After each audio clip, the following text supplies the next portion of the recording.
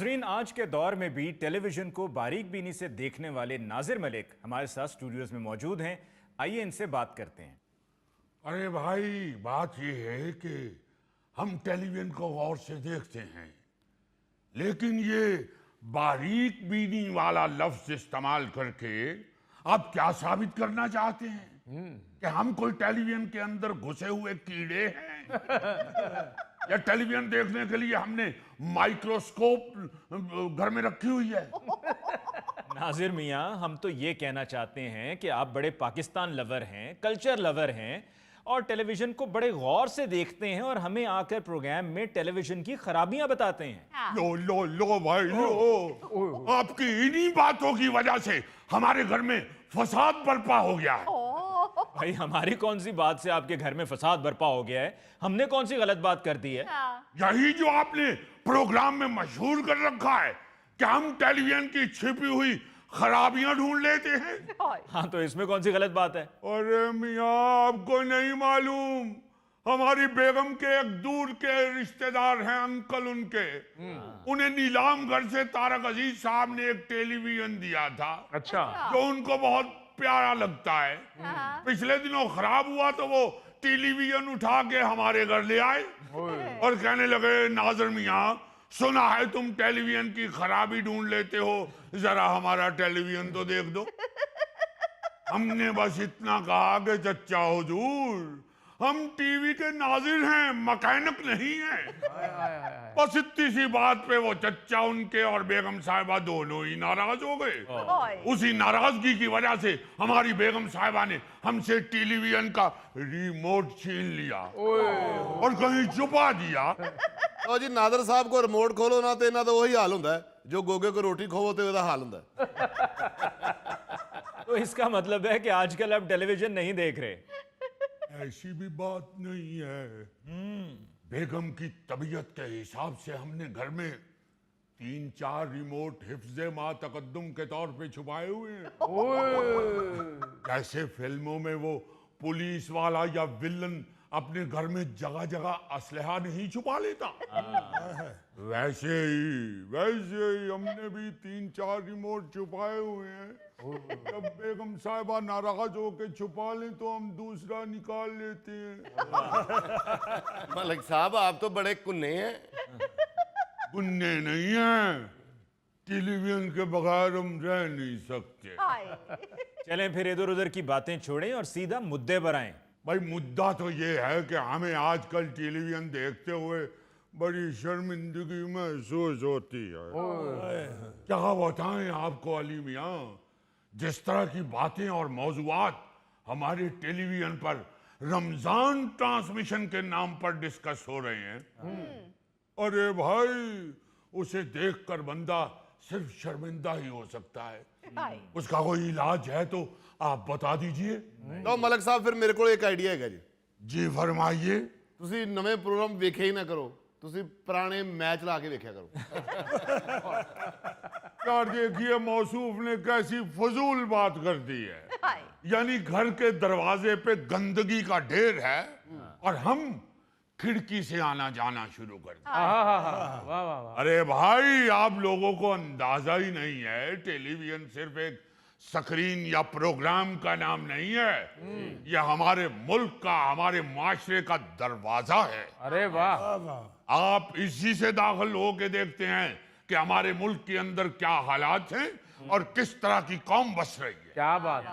अब देखिए, जैसे लोग हमारे बारे में राय कायम करते हैं, अगर टेलीविजन के ऊपर छछोरापन हो रहा होगा तो बाकी घर के बारे में लोग क्या राय कायम करेंगे? वाह वाह वाह वाह, मलिक साहब, अकलो दानिश से तो आप गौरी साहब ही लगे हैं। लो भाई, अगर हमें इसी तरह की जुगतें लगनी है तो फिर हम उठ के चले जाते हैं। नादर साहब, जुगते नहीं लग रही, शाहजो साहब आपको बहुत बड़ा दानश्वर साबित कर रहे हैं, मेरी तरह, मेरे जैसा। वाह रे वाह, बहुत बड़ा दानिश्वर क्या मतलब? आपने क्या गिल्ली डंडे पे किताब लिखी हुई है? नाजिर मियाँ, आप बताइए, आप किस छिचोरेपन की बात कर रहे हैं? भाई, हम आपको ही बात बताना चाह रहे हैं, वो शेक्सपियर के क्लास फेलो में पढ़ गए। भाई, हम ये कहना चाह रहे हैं अली मियाँ कि रमजान में टीवी के ऊपर चल क्या रहा होता है। हाँ। जी। अब देखिए कि जब हम एक प्रोग्राम का मौजू देखते हैं कि भाई रमजान ट्रांसमिशन शुरू हो रही है, हाँ जी। तो हमें तो ये होता है कि भाई इसमें इस प्रोग्राम के जरिए इखलाकियात के हवाले से, मजहबी हवाले से कोई अच्छी अच्छी बातें हमें सुनने को मिलेंगी, बिल्कुल। रवादारी की बातें सुनने को मिलेंगी, रोजे के फवायद सुनने को मिलेंगे। लेकिन यहाँ तो रावी ही उल्टी बह रही है। और रावी नहीं सर, गंगा उल्टी बह रही है।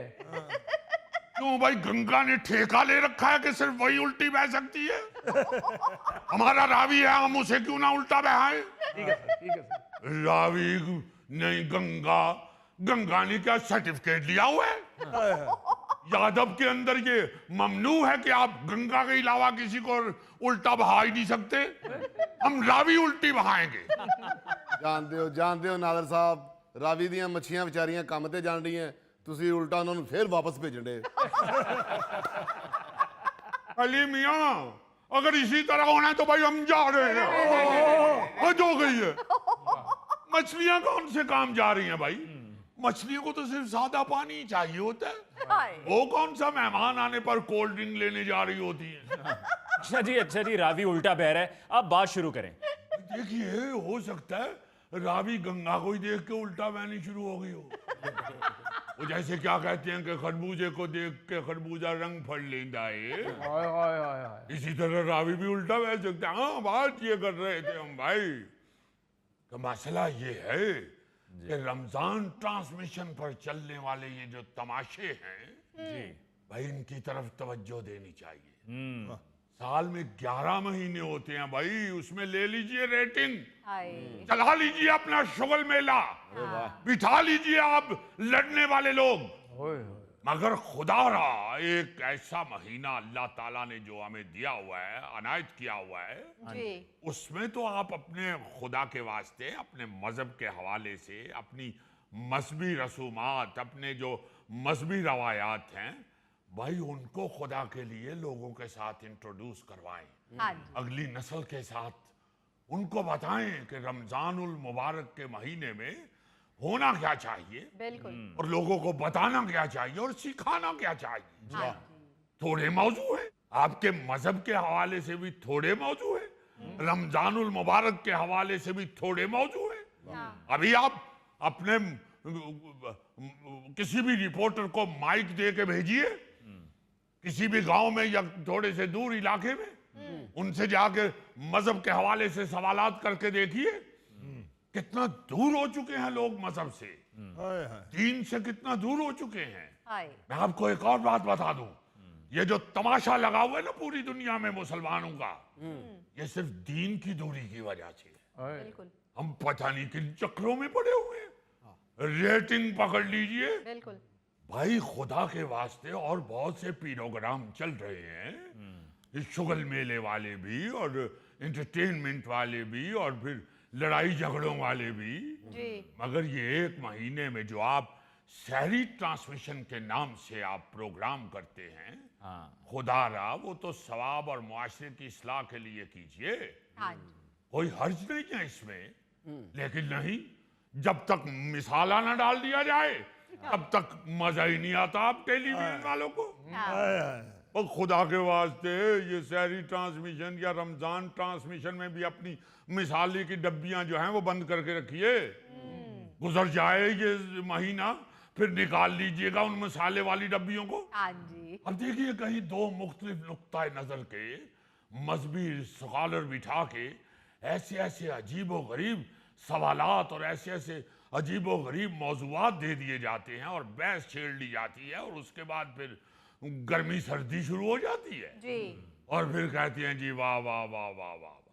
अरे खुदा रहा, टेलीविजन के लोग जो हैं उनको ये फप्फे कुटनियों के नक्शे कदम पे चलना छोड़ देना चाहिए। हाय।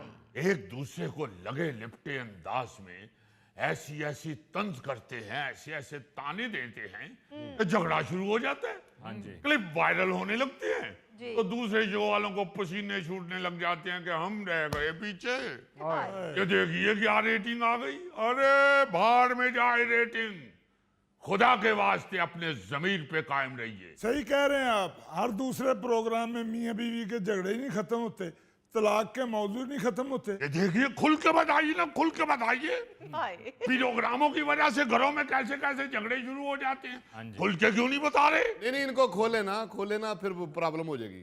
ये खुल गए ना, पकड़े नहीं जाते गोगा जी। भाई हम ये नहीं कह रहे कि खुल के उठ के कोई लुड्डी डालनी शुरू कर दें। हम कह रहे हैं बात तो खुल के करे ना। यकीनन ऐसे ही किसी प्रोग्राम को देख के हमारी भाभी ने इनकी बेइज्जती की होगी। हम सही कह रहे हैं, इन प्रोग्रामों को देख के घरों में भी मियाँ बीवी की बहस शुरू हो जाती है। हाँ जी। और आपको मालूम है, बहस का नतीजा तो लड़ाई झगड़ा ही होता है। बिल्कुल। नासिर साहब, जिन्ना तुसी तपे हो ना, लगदा साडी भरजाई ने भी तुहाडे नाल घट नहीं कीती। क्या आप देख रहे हैं?